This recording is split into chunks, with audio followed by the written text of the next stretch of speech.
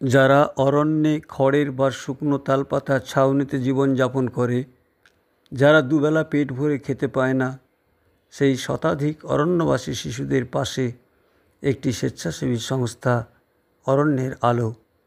এখানে শিশুরা খাওয়া দাওয়া, লেখাপড়া ছাড়াও কম্পিউটার চালাতে পারে, ইংরেজিতে কথা বলবার চেষ্টা করে। এদের বাবা মা মাঠে ঘাটে খাটে 3 আনে দিন খায়।